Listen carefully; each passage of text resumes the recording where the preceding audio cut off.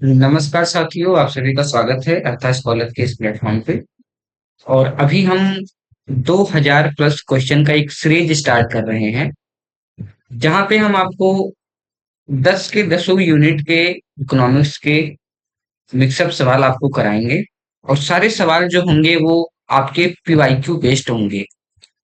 इसका मतलब अब तक जिन बच्चों ने पीवाईक्यू नहीं पढ़ा है, ध्यान से सीरीज वे में नहीं पढ़ा है, तो ये पूरी क्लास उनके लिए बहुत इंपॉर्टेंट होने वाली है। यहाँ हम आपको आपके 10 यूनिट से जो जो सवाल अब तक के पीवाईक्यू में आए हैं वो सारे पीवाईक्यू के क्वेश्चन करवाएंगे।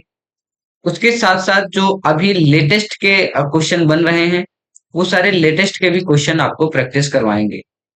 तो ये डेली क्लास आपको इसी चैनल पे दिखाई देगी। तो जिन बच्चों ने इस चैनल को सब्सक्राइब नहीं किया है वो इस चैनल को सब्सक्राइब कर लें।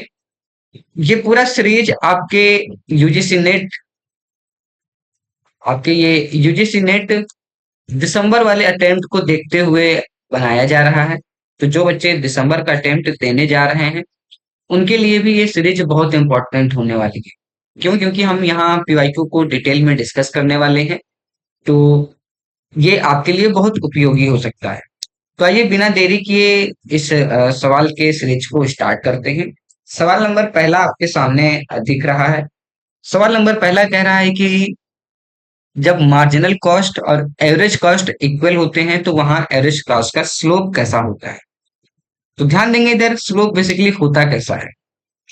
तो देखिए, अगर हम बात करें मार्जिनल कॉस्ट की और एवरेज कॉस्ट की, तो एवरेज कॉस्ट का कर्व हमारा कैसा होता है।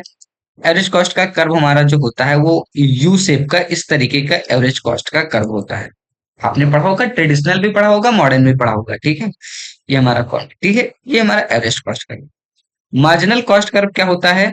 एवरेज कॉस्ट को इसके मिनिमम पे काटता है, ये हमारा मार्जिनल कॉस्ट कर्व है। तो एक पॉइंट आप नोट डाउन कर सकते हैं अपने कॉपी पे कि मार्जिनल कॉस्ट जो होता है वो कट करता है एसी को कहा, इसके मिनिमम पॉइंट पे। ये इसके मिनिमम पॉइंट पे कट करता है। पूछ रहा है कि इस पॉइंट पे स्लोप क्या होगा। तो इस पॉइंट पे जो स्लोप होगा वो क्या होगा, हमेशा जीरो इसका स्लोप होता है। तो यही सवाल आपके पेपर में पूछा गया है कि उसका स्लोप कहाँ होगा जहां मार्जिनल और एवरेज कॉस्ट इक्वल होते हैं। तो क्वेश्चन नंबर फर्स्ट का सही जवाब जो होगा वो कौन सा हो जाएगा? क्वेश्चन नंबर फर्स्ट का जो सही जवाब होगा वो ऑप्शन नंबर सी जो होगा वो इसका एकदम सही जवाब हो जाएगा। ये इसका क्या है, एकदम सही जवाब। ठीक है, ये हमारा पहला सवाल रहा जो आप देख सकते हैं कि ये नेट के पेपर में आए हुए सवाल थे। ठीक है। अब अगर अगले सवाल की बात करें, हम ये मैदा कॉलम की बात की जा रही है। मैं थोड़ा सा सवाल को छोटा कर दे रहा हूं ताकि ये विजिबल हो जाए। अब इसमें आपको मैदा कॉलम करना है। ठीक है। ध्यानपूर्वक सवाल को देखते हैं। पूछा जा रहा है कि डायनेमिक सरप्लस की थ्योरी किसने दिया, यानी प्रॉफिट की चार थ्योरी जो है, आप सबने प्रॉफिट की थ्योरी पढ़ी होगी। उसी प्रॉफिट की थ्योरी से सवाल पूछा जा रहा है कि जो डायनेमिक सरप्लस की थ्योरी है, ये इस थ्योरी को किसने प्रोपाउंड किया है, ये थ्योरी किसके द्वारा दिया गया है। तो आपको पता है कि डायनेमिक सरप्लस की जो थ्योरी है, अच्छा जो जो आपको आ रहा है सबसे पहले उसको मैच करने का प्रयास करें। जैसे जैसे जो बी वाला ये सवाल आप देख रहे हैं, इनोवेशन की जितनी भी थ्योरी है, ये इनोवेशन वाली थ्योरी वो सिम्पिटर के द्वारा दी गई है। तो टू का फर्स्ट सब लोग आसानी से मिला सकते हैं। तो अगर टू का फर्स्ट मिला लेंगे तो हमारा सी और ये ऑप्शन पहले ही हट जाएगा। तो ध्यान दे, डायनेमिक सरप्लस की जो थ्योरी है ये कलर की थ्योरी है, जेबी कलर की बहुत फेमस थ्योरी है ये जेबी कलर की थ्योरी है। तो ये भी बेसिकली हमें पता होता है, ये जेबी कलर की थ्योरी है। ठीक है।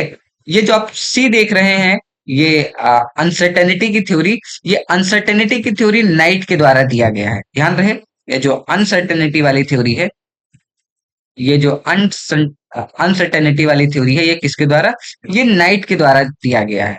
तो देखिए तीन ऑप्शन हमें डायरेक्ट डायरेक्ट पता चल गए। अगर तीन ऑप्शन पता चल जाता है तो हमारे लिए बहुत आसान हो जाता है रास्ता। ठीक है। अब मोनोपोली पावर अगर हमें ना भी पता है तो हम इसको बी से ऑप्ट कर लेंगे। यानी बेसिकली मैं आपसे अगर बात करूं तो क्या क्या चीजें आपको ध्यान में रखना है। ध्यान में आपको क्या क्या रखना है, एक तो बात हो गई कि किसकी, इनोवेशन थ्योरी की। तो इनोवेशन की जो प्रॉफिट थ्योरी है ये किसके द्वारा दिया गया है? ये ज्यादातर लोगों को पता है, ये शुम्पेटर के द्वारा दिया गया है। ठीक है, इन्होंने कहा है कि जब नए प्रोडक्ट जो फर्म है नए प्रोडक्ट को इनोवेशन करते हैं तो उन्हें प्रॉफिट ज्यादा होता है। डायनेमिक सरप्लस की जो थ्योरी है, इसको नोट डाउन करते रहिएगा। डायनेमिक सरप्लस की जो थ्योरी है ये जेबी क्लर्क के द्वारा दिया गया है। ठीक है, ये जेबी क्लर्क के द्वारा दिया गया है। तीसरी बात हुई अनसर्टेनिटी की थ्योरी। ये जो अनसर्टेनिटी की थ्योरी है, अनसर्टेनिटी की जो थ्योरी है ये नाइट के द्वारा दिया गया है। ठीक है, ये यूजी के टाइम में आपने अपने सिलेबस में पढ़ा होगा, ये नाइट के द्वारा दिया गया है। और जो एक हमारा मोनोपोली वाला बचा, मोनोपोली प्रॉफिट का, ये काल्की ने दिया है। तो इस तरीके से आप अगर सवालों को लिखते हुए पढ़ेंगे तो ये सारे सवाल आपको हमेशा के लिए याद हो जाएंगे और आप गलत करके नहीं आएंगे अगर रिपीटेड सवाल, चूंकि यूजीसी नेट में लगातार रिपीटेड सवाल पूछे जाते हैं, इसलिए मैं कह रहा हूं। ठीक है, तो इसका सही जवाब क्या हो जाएगा? तो क्वेश्चन नंबर 2 का जो सही जवाब होगा ये ऑप्शन नंबर बी इसका एकदम सही जवाब हो जाएगा। ठीक है, क्वेश्चन नंबर तीसरे की तरफ बढ़ते हैं। ये भी आपके माइक्रो इकोनॉमिक्स का सवाल है। माइक्रो इकोनॉमिक्स का ये भी एक सवाल है। सवाल क्या कह रहा है कि in the context of oligopoly consider the following statement. Basically कह क्या रहा है कि जो कॉर्नेट इक्विलिब्रियम होता है क्या वो नैश इक्विलिब्रियम होता है, और स्टेकलबर्ग इक्विलिब्रियम होता है क्या ये भी नैश इक्विलिब्रियम होता है?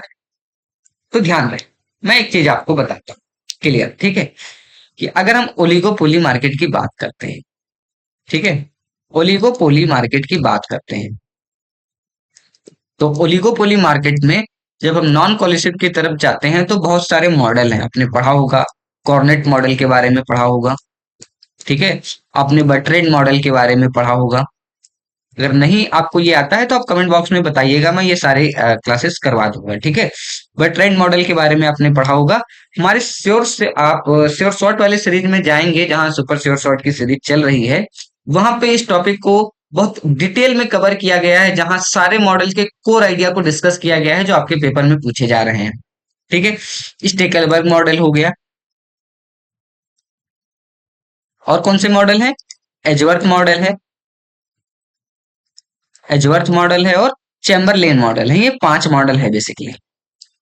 ठीक है, इन सब का कोर आइडिया क्या है? ये बताता है कि क्वांटिटी में कंपटीशन किया जाता है, और जो टोटल फर्म होती है कितना प्रोड्यूस करती हैं? N+1 हमारा टोटल प्रोडक्शन होता है। एक फर्म जो होती है 1/3 प्रोड्यूस करती है, और चूंकि यहाँ टू टियोपोली की बात की जाती थी तो टोटल प्रोडक्शन जो होता था वो कितना होता था? 2/3 होता था। ठीक है, बट रेंज में जो है वो प्राइस में बेसिकली क्या है, कंपटीट किया जाता था। इसका कोर आइडिया क्या था? इसका कोर आइडिया ये है बेसिकली कि जब एक फर्म होती है तो मोनोपोली प्राइस चार्ज करती है, जैसे ही 2 फर्म होती हैं ये क्या करना स्टार्ट कर देती हैं, ये कंपिटिटिव प्राइस चार्ज करना स्टार्ट कर देती हैं। स्टेकलबर्ग मॉडल में क्या है? स्टेकलबर्ग मॉडल में एक हमारा फॉलोअर होता है जो काफी अनुभवी होता है, ये क्या करता है, क्वांटिटी को सेट करता है। दूसरा हमारा क्या होता है, सॉरी, ये हमारा एक फॉलोअर होता है, एक लीडर होता है। लीडर बेसिकली क्वांटिटी को सेट करता है, फॉलोअर उसको फॉलो करता है। ठीक है, तो ये लीडर है, एक फॉलोअर है। यहाँ पे क्या बात किया गया कि दोनों क्या है, क्वांटिटी में क्या कहते हैं, ये क्वांटिटी में कंपीट करेंगे।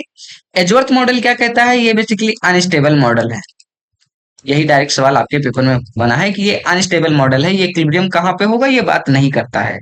यहाँ पे मोनोपोली प्राइस को लेकर के बात की गई है चैम्बरलेन ने कि मोनोपोली प्राइस फर्म चार्ज करते हैं। ए फर्म जो होता है, जो पहले से होता है, दूसरे फर्म के आने से जैसे ही क्वांटिटी बढ़ती है उस क्वांटिटी को ए फर्म उतने से कम कर देता है ताकि मार्केट में ज्यादा सप्लाई ना हो, और ज्यादा सप्लाई नहीं होगी तो प्राइस जो है वो कम नहीं होगा। अब आपसे सवाल क्या पूछा गया है, कॉर्नेट मॉडल और स्टेकलबर्ग मॉडल से। तो ध्यान रहे, कॉर्नेट मॉडल जो होता है ये हमेशा नैश इक्विलिब्रियम में रहता है, ये नैश इक्विलिब्रियम में रहता है, तो हमारा जो पहला सवाल है वो तो पहला ऑप्शन सही रहेगा। दूसरा स्टेकलबर्ग मॉडल जो है ये भी नैश इक्विलिब्रियम में रहता है, लेकिन एक केस होता है कि अगर एक लीडर है, एक फॉलोवर है, तो क्या होगा, स्टेकलबर्ग मॉडल हमेशा नैश इक्विलिब्रियम में होगा। अगर दोनों फॉलोवर हो जाएंगे या दोनों लीडर हो जाएंगे तो फिर अनस्टेबल इक्विलिब्रियम हो जाता है। अब चूंकि यहाँ ये डिफाइन नहीं किया गया है, इसलिए हम मान के चलेंगे कि ये उसी मॉडल की बात कर रहा है, तो इस हिसाब से हमारा जो ऑप्शन होगा यहाँ पे, ऑप्शन नंबर सी एकदम सही जवाब होगा। कॉर्नेट भी नैश इक्विलिब्रियम मॉडल में रहता है और स्टेकलबर्ग मॉडल भी जो होता है वो नैश इक्विलिब्रियम मॉडल में रहता है। ठीक है, ये सवाल आपको समझ में आया। सवाल नंबर चौथे की तरफ चलते हैं। ठीक है, सवाल नंबर चौथा क्या कह रहा है, ध्यान से देखना। सवाल नंबर चौथा क्या कह रहा है बेसिकली, क्वेश्चन नंबर 4 को ध्यान से देखिए। ठीक है, एक एक फर्म है, इधर आप देख सकते हैं फर्म बी का एडवर्टाइजमेंट और नॉन एडवर्टाइजमेंट दिया गया है, और इधर फर्म ए का दिया गया है। ऑप्शन कह रहा है कि फर्म ए जो है वो डोमिनेंट स्ट्रेटजी को फॉलो नहीं कर रहा है, बी कर रहा है, और नेस इक्विलिब्रियम, गेम नेस इक्विलिब्रियम में है। तो तीनों केस मुझे लगता है कि ये चीज आपको पता होगा। जब हम नैश इक्विलिब्रियम को करते हैं तो पहले ही मैंने आपको एक जादू सिखा के रखा है कि नैश इक्विलिब्रियम हम कैसे फाइंड करते हैं। ठीक है, क्या ट्रिक है आपको पता होगा कि सबसे पहला स्टेप होता है कि हम ऐसे कंपेयर करते हैं, ए को ऐसे कंपेयर करते हैं और बी को ऐसे कंपेयर करते हैं। ठीक है, तो पहले ऐसे कंपेयर करते हैं, 7 और 11 में कौन सा बड़ा है, 11 बड़ा है, तो 11 को हमने कर दिया गुना। 16 20 में कौन सा बड़ा है, 20 बड़ा है। अब एक एक टाइम पर आप देख रहे हैं कि फर्म ए जो है वो एडवर्टाइज कर रहा है, दूसरे केस में वो एडवर्टाइज नहीं कर रहा है। तो जब एक फर्म एक से ज्यादा तरीके के डिसीजन लेता है तो हम मान के चलते हैं कि वो जो फर्म है वो डोमिनेंट स्ट्रेटजी में नहीं है। तो पहली बात है, फर्म ए जो है डोमिनेंट स्ट्रेटजी में नहीं है, ये साफ साफ हमें दिख रहा है कि पहले एडवर्टाइज कर रहा है, बाद में वो एडवर्टाइज नहीं कर रहा है। तो पहला ऑप्शन जो है ये ऑप्शन सही हो गया। अब ऑप्शन नंबर बी के लिए हम क्या करते हैं, इस तरीके से कंपेयर करते हैं। तो 6 और 0 में कौन सा बड़ा है, 6 हमारा बड़ा है। 2 और 9 में कौन सा बड़ा है, 9 बड़ा है। हमने देखा कि फर्म जो है, फर्म बी जो है वो दोनों केसेस में क्या कर रहा है, वो एडवर्टाइज कर रहा है। यानी फर्म बी का क्या है यहाँ पे, डोमिनेंट स्ट्रेटजी है। वो जो है वो एक ही स्ट्रेटजी को लेकर के चल रहा है, उसका डोमिनेंट स्ट्रेटजी है। वो फर्म ए के डिसीजन से उस पर कोई इम्पैक्ट नहीं पड़ रहा है। क्यों, क्योंकि वो दोनों केस में एडवर्टाइज कर रहा है। तो फर्म बी का क्या है, फर्म बी का बेसिकली क्या है, ये डोमिनेंट स्ट्रेटजी है। अब अगर एक ही कॉलम में आपको दो गोले एक साथ दिख जाए तो इसका मतलब क्या है, ये नैश इक्विलिब्रियम में है। तो इस केस में क्या है, नैश इक्विलिब्रियम भी हो रहा है। कब हो रहा है, जब दोनों एडवर्टाइज कर रहे हैं, ये हमारा नैश इक्विलिब्रियम का केस है। ठीक है, अब आइए ऑप्शन देख लेते हैं क्या क्या दिया गया है। ठीक है, ऑप्शन को देख लेते हैं। तो ऑप्शन में ए बी सी, यानी ये जो आपका ऑप्शन नंबर डी आप देख रहे हैं, ये ऑप्शन नंबर डी क्या होगा, इसका एकदम सही जवाब होगा। आई होप ये सवाल आपको समझ में आया होगा। किसी भी सवाल में अगर कोई समस्या होती है तो आप कमेंट बॉक्स में अपने डाउट को डालिएगा। बेझक हम आपके सवालों को जरूर सुनेंगे और कोशिश करेंगे कि हम वो चीज आपको समझा पाए। ठीक है, सवाल नंबर 5वां देखिए। सवाल नंबर 5वां कह रहा है कि which of the following will be the true for both monopoly and monopolistic competition in the short run की बात कर रहा है। तो पहली बात हो रहा है कि प्राइस जो है वो मार्जिनल रेवेन्यू के इक्वल होगा, प्राइस मार्जिनल कॉस्ट के इक्वल होगा, प्राइस जो है वो एवरेज कॉस्ट के इक्वल होगा। तो एक बात से तो सब लोग एग्री करते होंगे। ठीक है, एक बात से तो सब लोग एग्री करते हैं। बेसिकली क्या होता है, हमारा मोनोपोली और मोनोपोलिस्टिक में किस तरीके के कर्व होते हैं, पहले मैं शॉर्ट रन की बात कर रहा हूं। ठीक है, ये हमारा ए आर कर्व होता है, ये हम मोनोपोली की बात कर रहे हैं। ठीक है, इधर हम मोनोपोलिस्टिक की बात करेंगे, इधर हम मोनोपोलिस्टिक की बात करेंगे। ठीक है, ये ए आर कर्व होता है, ये हमारा एम आर कर्व होता है। ठीक है, ये हमारा मार्जिनल कॉस्ट कर्व होता है, यहाँ मार्जिनल कॉस्ट कर्व है।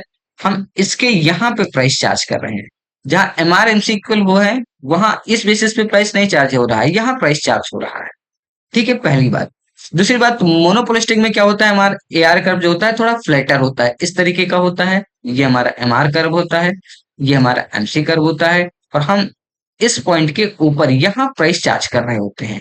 यानी दोनों केस में क्या होता है, जो प्राइस चार्ज किया जाता है वो ग्रेटर देन मार्जिनल रेवेन्यू होता है। ये दोनों केस में होता है। तो क्वेश्चन नंबर 5 का जो सही जवाब होगा वो ऑप्शन नंबर ए होगा। 5वें का सही जवाब ऑप्शन नंबर ए होगा। आई डोंट थिंक कि इस क्वेश्चन में आप में से किसी को कोई दिक्कत होगी। ठीक है, ये आसान सवाल है जो आपके पेपर में आया हुआ है। ठीक है, क्वेश्चन नंबर 6 की तरफ चलता हूं। क्वेश्चन नंबर 6 कह रहा है कि the fundamental theorem of welfare economics require, welfare economics में किन किन चीजों की रिक्वायरमेंट होती है। तो पहला ऑप्शन दिया गया है कि an efficient market for every commodity, बिल्कुल। दूसरा है economy operate at some point on the utility possibility curve, ये भी ठीक है। Producer and consumer to be price taker, ये तीनों ऑप्शन इसका क्या है, एकदम सही है। तो क्वेश्चन नंबर 6 का सही जवाब होगा ऑप्शन नंबर डी, इसका सही जवाब होगा। वेलफेयर इकोनॉमिक्स का ये क्वेश्चन बना हुआ है। वेलफेयर इकोनॉमिक्स के इक्विलिब्रियम कंडीशन जो है वो भी एक बार आप देख लीजिएगा। इक्विलिब्रियम कंडीशन से लगातार सवाल पूछे जा रहे हैं, हर साल सवाल बन रहे हैं, तो आपको इस चीज को भी देखते हुए आगे बढ़। तो ये हो गया क्वेश्चन नंबर 6। क्वेश्चन नंबर 7 दिखने में आसान लग रहा है, लेकिन जिन बच्चों के कॉन्सेप्ट नहीं क्लियर है वो इन सवालों को गलत करके आते हैं। क्वेश्चन नंबर 7 पूछ रहा है कि जो सवाल है ये बेसिकली इनवर्स डिमांड फंक्शन इनमें से कौन सा है। तो अगर आपको पता है तो आप कमेंट बॉक्स में बताइएगा। ए जो ऑप्शन दिया है, बी ऑप्शन है, सी ए है, डी ए है। 4 ऑप्शन दिए गए हैं। ये पहला ऑप्शन है हमारा, ये दूसरा ऑप्शन है, ठीक है, ये तीसरा ऑप्शन है और ये चौथा ऑप्शन है। तो कितने लोगों को पता है कि डिमांड फंक्शन कौन सा, इनवर्स डिमांड फंक्शन कौन सा होता है। तो देखिए इनवर्स डिमांड फंक्शन क्या होता है, जिसमें हमारा प्राइस जो होता है लेफ्ट हैंड साइड होता है और क्वांटिटी जो हमारा होता है वो डिमांड साइड होता है। इसको बेसिकली हम क्या बोलते हैं, ये हमारा इनवर्स डिमांड फंक्शन होता है। ध्यान रखिएगा, इस तरीके का जो फंक्शन होता है उसको हम इनवर्स डिमांड फंक्शन कहते हैं। ये इनवर्स डिमांड फंक्शन है। ये क्वेश्चन नंबर 7 का सही जवाब होगा। ऑप्शन नंबर ए ही इसका सही जवाब हो जाएगा। ठीक है, ये सवाल थोड़ा सा आसान है, मुझे उम्मीद है कि आप सबने बनाया होगा इन सवालों को। अगला सवाल जो है ये बहुत मजेदार सवाल है। इस सवाल को करने का प्रयास करिए। मैं सवाल समझा देता हूं आपको एक बार। ठीक है, ये एक कर्व दिया गया है इस तरीके का। ठीक है, इधर पोटेटो है, ठीक है, इधर टोमेटो, ठीक है, इधर टमाटर है, ठीक है। अब आप देख रहे हैं ये हमारा, हाँ वही वाला, हाँ टमाटर बड़े मजेदार, ठीक है। अब ध्यान देना, पहले हमारा कर्व जो है वो इस तरीके से दिया गया है, ये हमारा पी है, ये हमारा क्यू है, ठीक है। अब मान लेते हैं कि ए पॉइंट पे कोई कंज्यूमर है। अब हुआ क्या कि जो पोटैटो की प्राइस है, पोटैटो की जो प्राइस है, ये प्राइस कम हो गई। कम होने से क्या होगा कि हमारा जो ये बजट लाइन है वो इस तरफ शिफ्ट कर जाएगा। तो बजट हमारा इस तरफ शिफ्ट हो गया। अब प्राइस कम होने से क्या हुआ कि हमारा जो कंज्यूमर था वो कंज्यूमर यहाँ पे शिफ्ट हो गया। तो पूछा जा रहा है कि पोटैटो जो है वो किस तरीके का बेसिकली गुड है। तो आप देख रहे हैं कि पोटैटो के प्राइस कम होने से उसकी डिमांड जो है वो डिमांड बढ़ी नहीं है। आप देख रहे हैं पहले यहाँ डिमांड था, अब ये डिमांड यहाँ पहुंच गया है। तो प्राइस बढ़ने से डिमांड बढ़ा नहीं है। तो इसको किस तरीके के गुड्स में रखा जाता है। ठीक है, तो नॉर्मल गुड्स तो नहीं होगा, तो ये ऑप्शन तो पहले ही कट कर दे रहे हैं। ये भी ऑप्शन नहीं होगा। अब आपको बी और सी में से बताना है। तो देखिए लॉ ऑफ डिमांड का एक्सेप्शन केस कौन सा होता है, टिफिन गुड्स होता है। तो इसका सही जवाब जो होगा वो ऑप्शन नंबर सी जो होगा वो एकदम सही जवाब होगा। और आप सब बताना कि आपका कौन सा जवाब पहली बार में सही आया। ठीक है, तो ये था हमारा क्वेश्चन नंबर 8। अब क्वेश्चन नंबर 9 की बात करते हैं। क्वेश्चन नंबर 9 जो है ये टफ बिल्कुल भी नहीं है, बस ध्यान से पढ़ने की जरूरत है। ध्यान से इस सवाल को पढ़िए फिर इसका जवाब देने को ट्राई करिए। सवाल क्या कह रहा है, when an information asymmetric is observe after an agreement, बस यही बात देखना है, इज ऑब्टेन्ड बिटवीन। तो देखिए सिग्नलिंग क्या होता है। सिग्नलिंग जो होता है वो आफ्टर एग्रीमेंट नहीं, ये बिफोर होता है। जब आप किसी फर्म में जाते हैं इंटरव्यू देने, तो अगर आपके अंदर स्किल है तो फिर आप उसको पहले से सिग्नल देते हैं कि देखिए मैंने इतना एजुकेशन करके रखा है, मैंने ग्रेजुएशन भी किया है, पोस्ट ग्रेजुएशन भी किया है, मैंने टीचिंग भी किया है। तो सिग्नलिंग जो होता है वो प्रीफेज होता है, ये बाद में नहीं होता है। मोरल हजार्ड जो होता है ये बेसिकली क्या होता है, आफ्टर एग्रीमेंट होता है। एग्जाम्पल के लिए इंश्योरेंस। अब इंश्योरेंस, जब कोई व्यक्ति इंश्योरेंस मान लीजिए बाइक की इंश्योरेंस करा लेता है, तो जब बाइक की इंश्योरेंस कराने के बाद बाद का प्रोसेस है, तो बाद में वो क्या करता है, अपने बाइक की केयर कम करना स्टार्ट कर देता है। उसको लगता है कि इंश्योरेंस है तो फर्म वाले तो पैसा देंगे ही देंगे, कंपनी वाले तो पैसा देंगे ही देंगे। तो जब वो अपने बाइक की बाद में केयर कम करने लगा क्योंकि कुछ नुकसान होगा तो कंपनी वाले भरेंगे, इस तरीके के टर्म को हम मोरल हैजार्ड कहते हैं। तो क्वेश्चन नंबर 9 का सही जवाब होगा ऑप्शन नंबर बी। ये सवाल भी आपसे बन गया। ठीक है, क्वेश्चन नंबर 10 ध्यान से देखिए। क्वेश्चन नंबर 10 काफी बढ़िया सवाल है कि विच ऑफ द फॉलोइंग, हाँ ठीक है, एक क्या नाम है, कॉप डगलस प्रोडक्शन फंक्शन दिया गया है। ए के पावर अल्फा, एल की पावर बीटा। अब आपको बताना है कौन सा करेक्ट है इसमें। तो पहला दिया है कि डिग्री ऑफ होमोजेनिटी जो है वो 1 है, ठीक है। डिग्री ऑफ होमोजेनिटी जो है वो 1 है, ये हम कह नहीं सकते। ठीक है। इलास्टिसिटी ऑफ सब्स्टिट्यूशन जो है वो अल्फा प्लस बीटा है, कहने देते हैं। Output elasticity with respect to capital is alpha, हाँ कैपिटल के ऊपर जो हमारा आउटपुट इलास्टिसिटी है वो अल्फा है। तो क्वेश्चन नंबर सी जो है वो एकदम सही जवाब है। ठीक है। इसका भी इसके डिटेल डिस्कशन को अगर आपको देखना है, हमारे डिटेल डिस्कशन को, तो प्रोडक्शन फंक्शन का सारे प्रोडक्शन फंक्शन का जो कोर है वो आप जाकर के श्योर शॉर्ट सीरीज में जाकर के देख सकते हैं। ये सारे इंपॉर्टेंट टॉपिक जहां से लगातार सवाल पूछे जा रहे हैं वो वहां के प्लेलिस्ट में दिया गया है, तो आप जाकर के हमारा प्लेलिस्ट विजिट करें। उस प्लेलिस्ट में आपको ये सारे टॉपिक बहुत अच्छे से देखने को मिल जाएंगे, जिसके बाद आप इन सवालों को गलत नहीं करेंगे। क्वेश्चन नंबर 11 देखिए। क्वेश्चन नंबर 11 जो है ये बहुत ही आसान सवाल है, तो क्वेश्चन नंबर 11 बनाने का प्रयास करिए। यह बात हो रही है गिल्ट एज मार्केट से रिलेटेड। ठीक है। तो गिल्ट एज मार्केट का मतलब बेसिकली क्या होता है? देखिए ये आसान सवाल है, इसमें हम बहुत टाइम नहीं देंगे। गिल्टेज मार्केट का बेसिकली मतलब होता है कि एक ऐसा मार्केट होता है जहां गवर्नमेंट अपने सिक्योरिटी को सेल करते हैं। जहां गवर्नमेंट क्या करते हैं? गवर्नमेंट अपने सिक्योरिटी को सेल करते हैं, किसकी मदद से?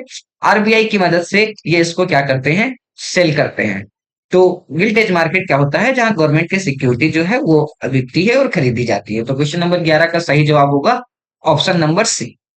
ठीक है। क्वेश्चन नंबर 12 की तरफ चलते हैं। क्वेश्चन नंबर 12 जो है वो फ्रीडमैन की थ्योरी से आया है। मैंने आपको पहले ही बताया है कि अब तक सवाल करते करते आपको एक आइडिया क्लियर हो गया हो कि यहाँ जो सवाल आपको कराए जा रहे हैं ये सारे सवाल मिक्सअप है।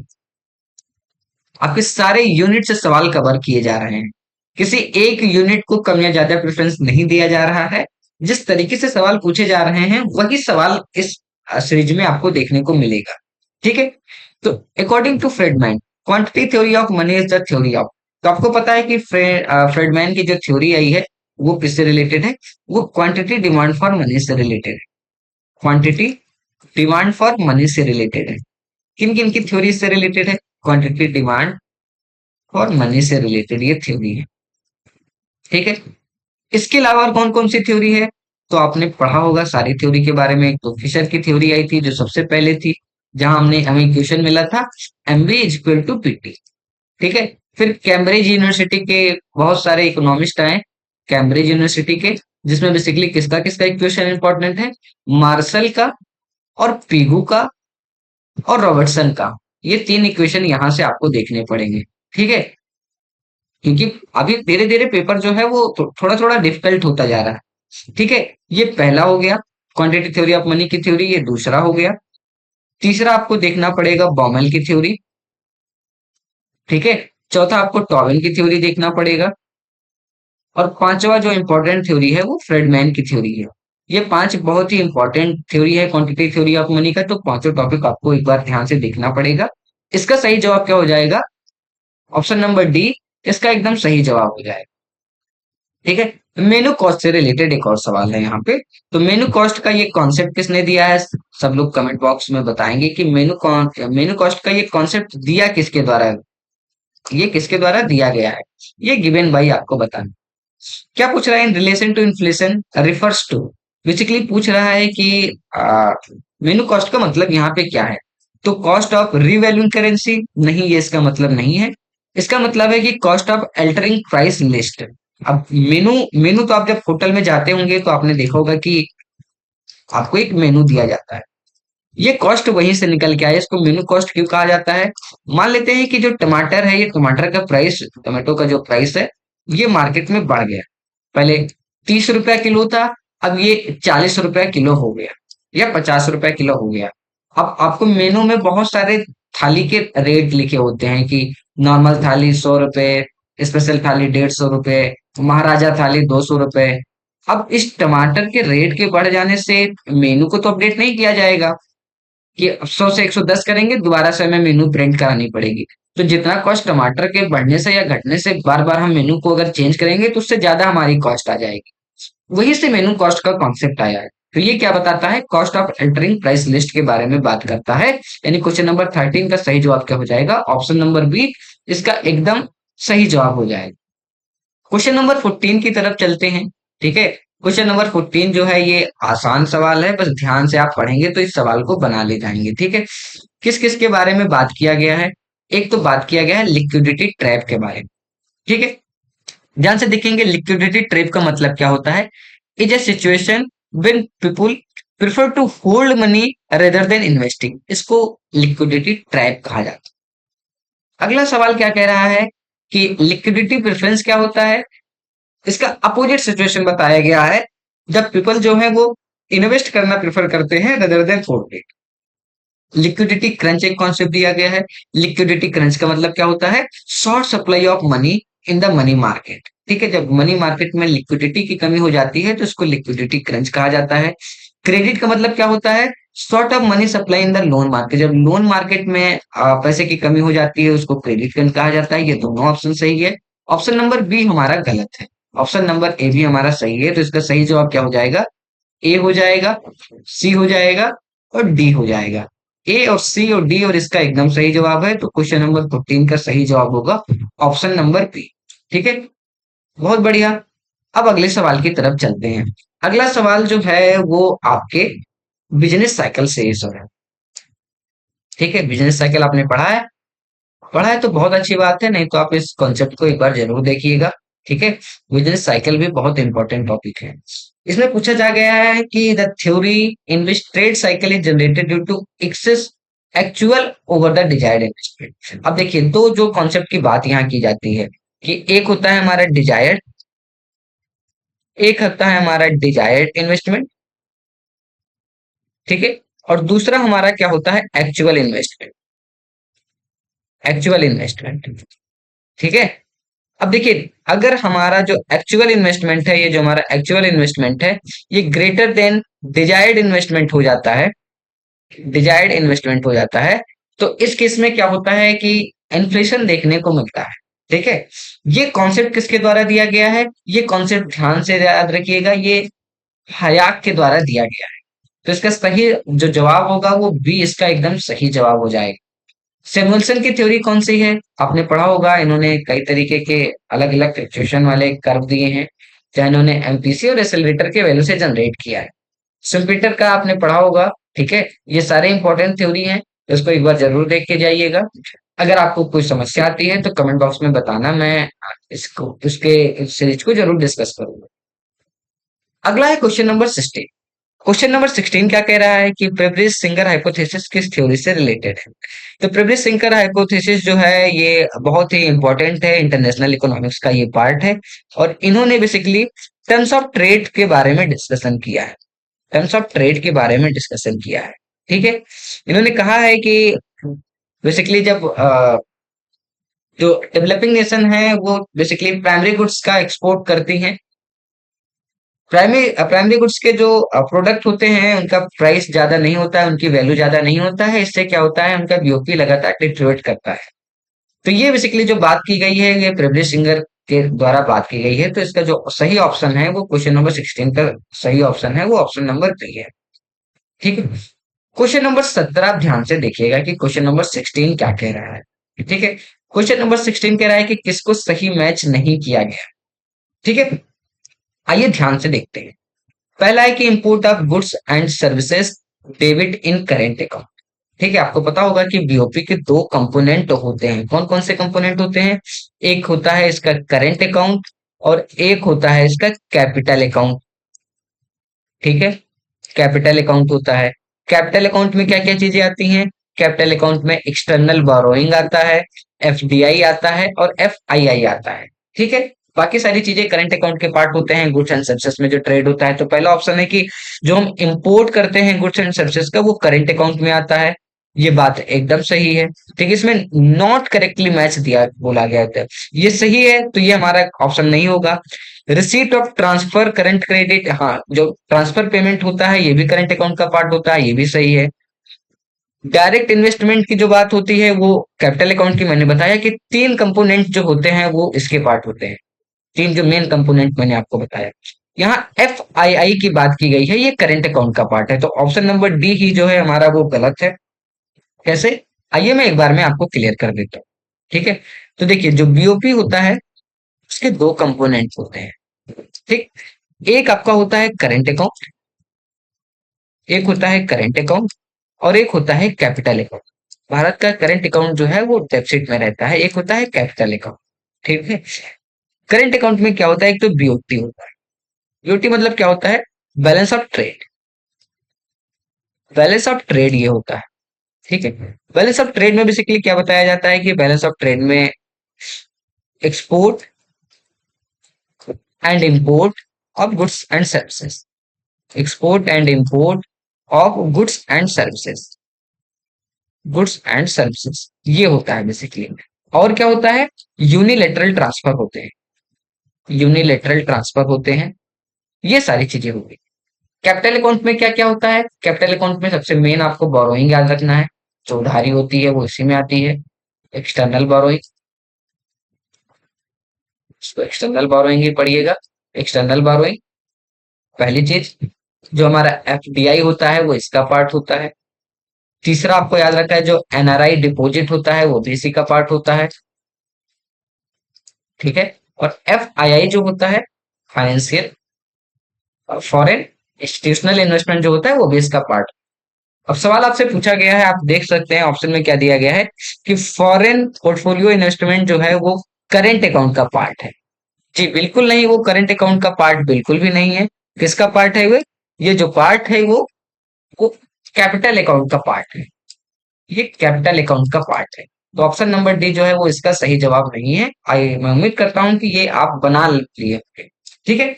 अगला सवाल जो है, एब्जॉर्प्शन अप्रोच किसके द्वारा दिया गया है, ये भी आपका जो सवाल है वो इंटरनेशनल इकोनॉमिक्स का सवाल है। ठीक है। पूछा जा रहा है एब्जॉर्प्शन अप्रोच किसके द्वारा दिया गया है, तो देखिए फ्रेडमैन तो यहाँ आ नहीं सकते, फ्रेडमैन की थ्योरी जो है वो quantity theory, quantity demand theory of money से है, तो ये ऑप्शन गलत हो गया। हैवेलर ने क्या दिया है, हैवेलर ने अपॉर्चुनिटी कॉस्ट की थ्योरी दी, अपॉर्चुनिटी कॉस्ट की थ्योरी दी है। ठीक है। जब हम ट्रेड की थ्योरी पढ़ते हैं, मार्शल एंड लर्नर की जो थ्योरी है वो यही से रिलेटेड है, इसके बारे में हम बात करेंगे। ठीक है। इसका सही जवाब जो है वो कौन सा है, अलेक्जेंडर। ठीक है। Sydney Alexander. क्वेश्चन नंबर 18 का सी जो है वो एकदम सही जवाब। ठीक है, आप बना लिए होंगे मुझे पता है। अगला सवाल है एमएसएफ से रिलेटेड। ठीक है। पहला ऑप्शन दिया गया है कि जो एमएसएफ है is on the line of existing LAF. ठीक है, ये लिक्विडिटी के बारे में बेसिकली बात की जा रही है। दूसरा है कि ये एमएसएफ जो है वो कॉस्टलियर रूट है रेपो रेट से। एमएसएफ जो है वो लास्ट रिजोर्ट है शॉर्ट टर्म फंड के लिए। एमएसएफ जो है वो लिंक्ड है नेट डिमांड और टाइम लायबिलिटी के साथ। सबसे पहले मैं कुछ फैक्ट इससे रिलेटेड, एमएसएफ से रिलेटेड आपके सामने रख देता हूं, आपको बता देता हूं, क्योंकि एमएसएफ बहुत ही इंपॉर्टेंट टॉपिक है और बहुत फ्रीक्वेंट यहाँ से सवाल पूछे जा रहे हैं, तो आपको इस टॉपिक को छोड़ के नहीं जाना है। तो सबसे पहला पॉइंट आपको याद रखना है कि जो एमएसएफ है इसको आरबीआई ने कब इंट्रोड्यूस किया गया है, आरबीआई इंट्रोड्यूस्ड इट इन 2011। 2011 में इसको आरबीआई ने इंट्रोड्यूस किया है। ठीक है। ऑब्जेक्टिव क्या था इसको इंट्रोड्यूस करने का, ऑब्जेक्टिव क्या था बेसिकली कि जो शॉर्टेज ऑफ लिक्विडिटी है उसको मेंटेन करने, उसको ठीक करने के लिए, शॉर्टेज ऑफ लिक्विडिटी को ठीक करने के लिए ये बेसिकली इसको किया गया है। ठीक है। अब देखिए बेसिकली इसके मेन फीचर क्या है, जहां से सवाल अभी आपने देखा इसके फीचर से जो सवाल बनते हैं। पहला सवाल ये है कि ये क्या होता है, ये हमेशा 25 बेसिस पॉइंट, 25 बेसिस पॉइंट ज्यादा होता है किससे, रेपो रेट से। रेपो रेट से ये 25 बेसिस पॉइंट हमेशा ज्यादा रहता है। किसको दिया जाता है, ये दिया जाता है शेड्यूल्ड कॉमर्शियल बैंक को। सब लोग एमएसएफ नहीं ले सकते हैं, शेड्यूल्ड कॉमर्शियल बैंक को ये दिया जाता है। ठीक है। दूसरा पॉइंट जो आपको ध्यान रखना है कि शेड्यूल्ड कॉमर्शियल बैंक को ये दिया जाता है। ठीक है। लिमिट कितना है, ये 2% जो बैंक की टोटल नेट डिपॉजिट और टाइम लायबिलिटीज जो है इसका 2% जो है वो बैंक को क्या नाम है, एमएसएफ के रूप में दिया जाता है। ठीक है। हाँ, और एक चीज आपको ध्यान रखना है कि यहाँ कोलेट्रल जो है वो लिया जाता है, कोलेट्रल लिया जाता है, और ये शॉर्ट टर्म के लिए होता है, जैसा कि मैंने आपको बताया ये शॉर्ट टर्म के लिए होता है। तो ये एमएसएफ जो है ये one of the most important topic आप इसको कंसीडर कर सकते हैं। लगातार बहुत सारे पेपरों में यहाँ से सवाल बने हैं, तो आप इस कॉन्सेप्ट को भी ध्यान से देखते हुए चलिएगा, ठीक है। अब देखिए एमएसआर एमएसएफ जो है रेपो रेट से कॉस्टलियर है, बिल्कुल कॉस्टलियर है। शॉर्ट टर्म बोरोइंग के लिए होता है। नेट डिपॉजिट टाइम ये भी है, यानी पहला ऑप्शन जो है वो इसका गलत है। तो इसका सही जवाब क्या हो जाएगा? इसका सही जवाब हो जाएगा बी सी डी। कहीं दिया है क्या? ये ए जो होगा वो क्वेश्चन नंबर 19 का एकदम सही जवाब हो जाएगा, ठीक है। अब इस तरीके से पढ़ने से आपको फायदा क्या मिलेगा कि आपको कॉन्सेप्ट भी पता चलता रहेगा और आप आसानी से इन सवालों को कर पाएंगे। अगला सवाल बहुत आसान सवाल है कि which of the following is likely to be most inflationary in its impact, कि सबसे ज्यादा इन्फ्लेशन किसकी वजह से क्रिएट हो सकता है, ठीक है। तो आपने वेनेजुएला वाली कहानी पढ़ी होगी कि जब वहां के लीडर ने वहां खूब करेंसी छपवा दी ताकि लोगों के पास ज्यादा पैसा रहेगा तो गरीबी खत्म हो जाएगी। इकोनॉमी में जब पैसे छापने की नौबत आती है, पैसा छापा जाता है, ठीक है, वो सबसे बुरी नौबत होती है। तो creating new money to finance a budget deficit, ये बेसिकली जब हम अपने बजट डेफिसिट को पूरा करने के लिए मनी छापना पड़ जाए, उससे इकोनॉमी में सबसे ज्यादा इन्फ्लेशन आता है। तो क्वेश्चन नंबर 20 का सही जवाब होगा ऑप्शन नंबर डी, ठीक है। अगला सवाल देखते हैं कि there is incomplete specialization in production when country face, तो जब कंट्री जो है वो इंक्रीजिंग अपॉर्चुनिटी कॉस्ट फेस करती है तो क्या होगा कि एक्स गुड है वाई गुड है। अब एक्स को जब हम वाई गुड की प्रोडक्शन की तरफ जाते हैं, एक्स को क्या करते हैं छोड़ के, तो हमारा कॉस्ट लगातार बढ़ता चला जाता है, ठीक है, हर एक वाई गुड के प्रोडक्शन के लिए। तो जब इंक्रीजिंग अपॉर्चुनिटी कॉस्ट होती है तो बेसिकली जो हमारा स्पेशलाइजेशन होता है वो इनकम्प्लीट रहता है। अगला सवाल है मर्सेंटिलिज्म को लेकर, ठीक है। तो मर्सेंटिलिज्म जो है इसका ऑप्शन जो है ऑप्शन क्वेश्चन नंबर सी इसका सही जवाब होगा। मर्सेंटिलिज्म ने बात किया है कि मान लेते हैं एक ए है एक बी है, ठीक है, एक ए देश है एक बी देश। अब ए को गेन कितना होगा? अगर ए बी से ट्रेड कर रहा है तो जितना बी का लॉस होगा उतना ही ए का गेन होगा। मान लेते हैं दोनों की इकोनॉमी 20-20 की है। अब ये इसके यहाँ ट्रेड करने गया टोटल 40 की इकोनॉमी, ठीक है। अब मान लीजिए इसके यहाँ ट्रेड गया 5 का, इसे प्रॉफिट कमा लिया, तो ये इसका 25 हो गया, ये इसका 15 हो गया, दोनों का इक्वल क्या हो गया 40 हो गया। तो इसका 5 का माइनस हुआ, इसका 5 का प्रॉफिट हुआ। तो इन्होंने कहा कि प्लस माइनस जो होगा वो हमेशा जीरो रहेगा। ये बेसिकली बात की मर्सेंटाइलिज्म ने। तो क्वेश्चन नंबर 22 का जो सही जवाब होगा वो ऑप्शन नंबर सी होगा, ठीक है। अगले सवाल की तरफ हम चलते हैं। सवाल जो है वो क्वेश्चन नंबर 13 है कि which of the following would cause rupee to depreciate against US US dollar.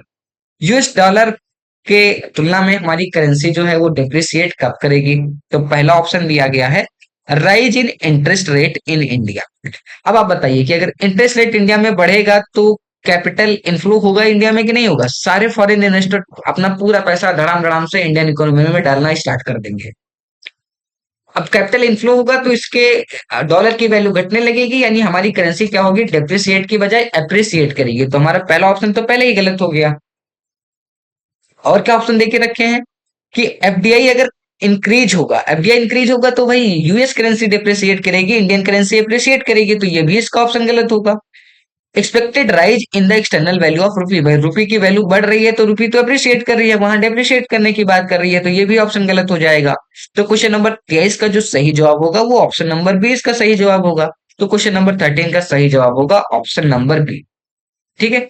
अगला सवाल जो है वो पूछा जा रहा है कि elasticity of demand for export for a certain country, ठीक है, वो बेसिकली कब हमारी क्या नाम है बैलेंस ऑफ ट्रेड कब इंप्रूव करता है, ये बेसिकली एक कंडीशन की बात की है। आपने जे कर्व के बारे में पढ़ा होगा कि जब हम अपनी करेंसी को डेप्रिशिएट करते हैं तो बेसिकली क्या होता है स्टार्टिंग में हमारा बीओटी ऐसे से घटता है, लेकिन बाद में हमारा बैलेंस ऑफ ट्रेड क्या होता है ये इंप्रूव करने लगता है।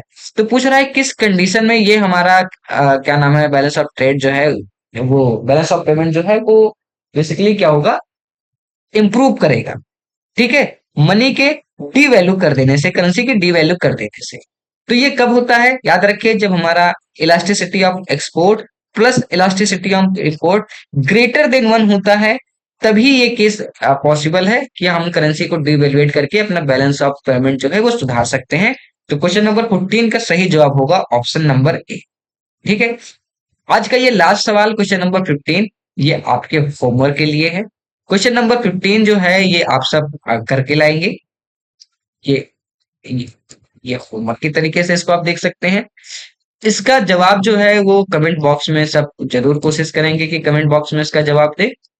ध्यान रहे कि इस सीरीज को मैं कंटिन्यू रखूंगा, और ये मैं आपसे पहले भी बताया हूं कि आपके दिसंबर के पेपर को ध्यान में रखते हुए किया जा रहा है। तो जो लोग दिसंबर यूजीसी नेट की प्रिपरेशन कर रहे हैं, स्टार्ट किए हैं, वो लगातार हमारी सीरीज को फॉलो करें ताकि उनकी प्रिपरेशन और बेहतर हो सके। ठीक है। तो आज के इस क्लास को मैं यही समाप्त करता हूं। अंत तक बने रहने के लिए आप सभी का शुक्रिया। Thank you.